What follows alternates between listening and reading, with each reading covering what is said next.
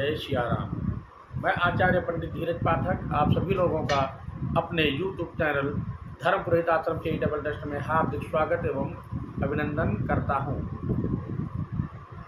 आज हम आप सभी लोगों को अपने सनातन वैदिक नव वर्ष की हार्दिक शुभकामना देता हूं।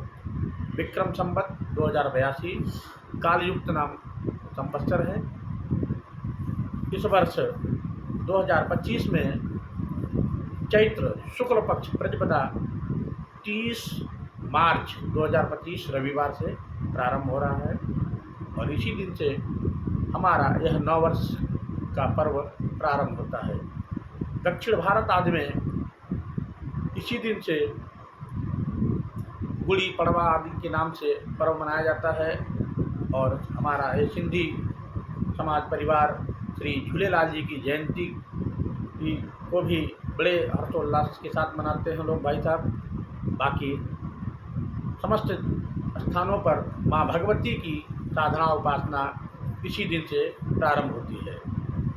कहने का अभिप्राय, हम लोग पाश्चात्य सभ्यता का नववर्ष तो याद रखते हैं लेकिन अपना नववर्ष भूल जाते हैं।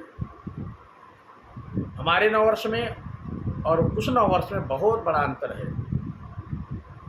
शास्त्रों में आया है कि चैत्र के शुक्ल पक्ष प्रतिपदा के ही दिन सृष्टि का आरंभ होता है। सारी प्रगति नई हो जाती है, सब कुछ नया सा दिखता है।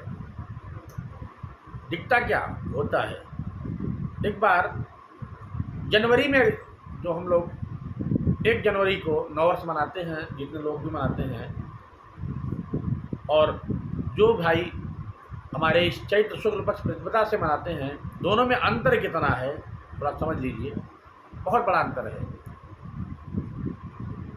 जिस समय जनवरी का पर्व मनाते हैं लोग अपना नव वर्ष, उस समय किसी भी प्रकार से प्रकृति में कोई भी नया कुछ दिखता नहीं है। उस समय तो सारे वृक्षों के पत्ते जकड़ जाते हैं, मुरझाते हैं धीरे धीरे और पतझड़ की ओर बढ़ते हैं। और यहाँ अपने नववर्ष में पतझड़ समाप्त होकर के सभी वृक्षों में नए कोमल पत्ते आते हैं।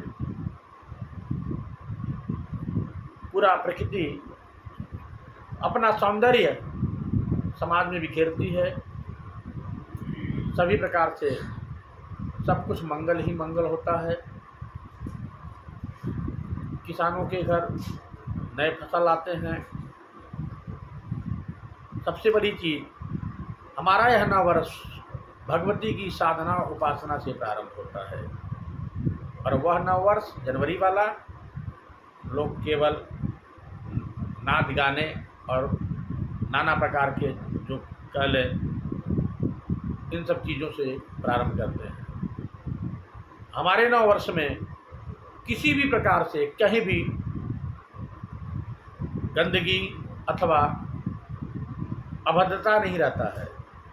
सब लोग भक्ति भाव से और पवित्रता के साथ मनाते हैं। लेकिन उस समय जो भी मनाने वाले होते हैं, लगभग सब लोग, कहीं कोई मांस का सेवन करता है उसको पार्टी के रूप में, कोई मदिरा का सेवन करता है, कोई बियर पीता है, कोई कुछ करता है। ऐसे लोग भी हैं, बहुत से अधिक मात्रा में, सब नहीं है लेकिन अधिक मात्रा में ऐसे लोग होते हैं जो उसको एंजॉय करते हैं। उस दिन उस कड़ाके की ठंड में शायद ही जो नित्य नैमित्तिक क्रिया वाले हैं वह स्नान करते हैं, बाकी लोग तो नहीं कर पाते हैं। बहुत ठंडी है, क्यों स्नान करें, चलो बाद में हो जाएगा। लेकिन हमारे नव वर्ष में शायद ही कोई ऐसा पतित बचता होगा जो हिंदू सनातन धर्म को मानने वाला होगा, जो स्नान न करता हो, जो शुद्धता से न रहता हो। यहाँ तक कि घरों में लोग नवरात्रि के अपने इस नव वर्ष के प्रारंभ होते ही लहसुन प्याज तक जो तामसी भोजन है उन सब चीज़ों को बंद कर देता है। जो खाने वाला भी होता है, नित्य खाने पीने वाला आता है, वह भी इस दिन अपने आप को कम से कम 9 दिन तो बदल ही लेता है।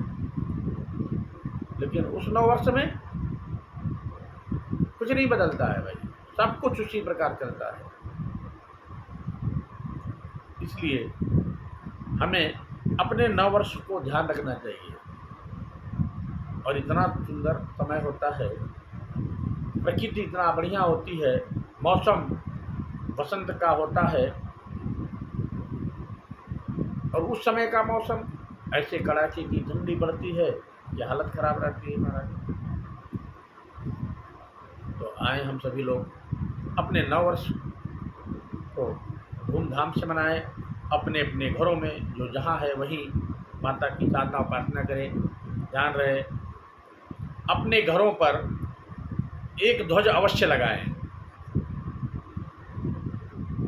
नवरात्रि के प्रथम दिन ही एक भगवा ध्वज, राम जी का हो, हनुमान जी महाराज का हो, ओम का हो, स्वस्तिक का हो, या कुछ नहीं बना हो तो कम से कम भगवा रंग में कोई कपड़ा हो ध्वज की तरह बना लीजिए, अथवा लाल रंग का कपड़ा हो उसे बना लीजिए। नहीं कुछ मिलता है तो एक चुनरी लेकर के लगा लीजिए, लेकिन ध्वज अवश्य लगाइए। हर घर में ध्वज लगना चाहिए,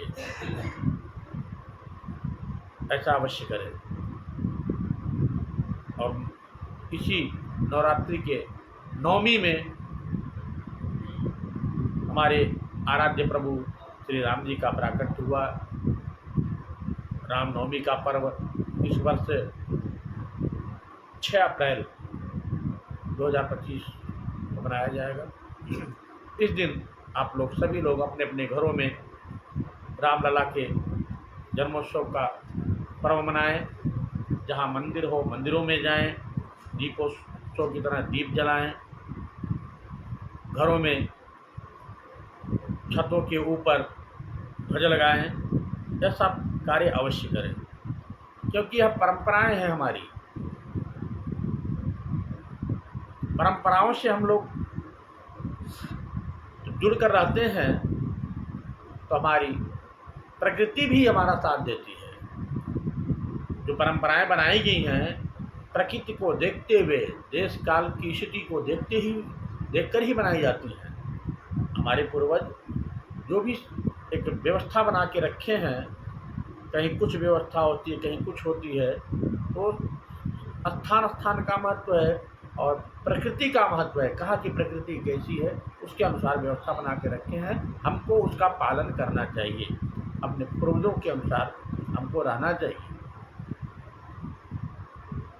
और एक छोटा सा आग्रह हम करेंगे अपने तरफ से आप लोगों से।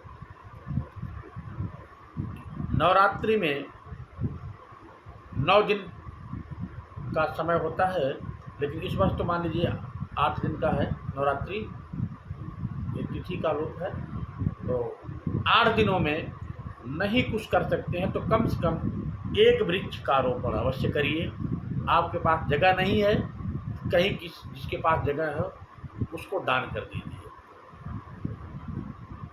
हम एक संकल्प करें कि हम हर पर्व पर, हर अवसर पर एक वृक्ष लगाएंगे अथवा एक वृक्ष दान करेंगे। हमारे आश्रम की ओर से, हमारा आश्रम है धर्म पुरोहित आश्रम चैरिटेबल ट्रस्ट, इसकी ओर से हम हमेशा वृक्षारोपण करते हैं, करवाते रहते हैं। इसलिए आपको भी हम कह रहे हैं, आपसे प्रार्थना कर रहे हैं, हम आदेश नहीं दे रहे हैं, कि आप लोग भी प्रकृति के सौंदर्यता में, प्रकृति के बचाव में, प्रकृति से जुड़े रहने के लिए यह कार्य अवश्य करिए। यह अनिवार्य है। ऐसा हमको हृदय से संकल्प लेकर के इस कार्य को करने के लिए आगे बढ़ना है। कार्य तो बहुत हो रहा है, लेकिन वृक्ष जिस प्रकार से कट रहे हैं उस प्रकार से लग नहीं रहे हैं। आप लोग यह काम अवश्य करें। कल चैत्र के प्रतिपदा के ही दिन हो सके तो लगा दीजिए।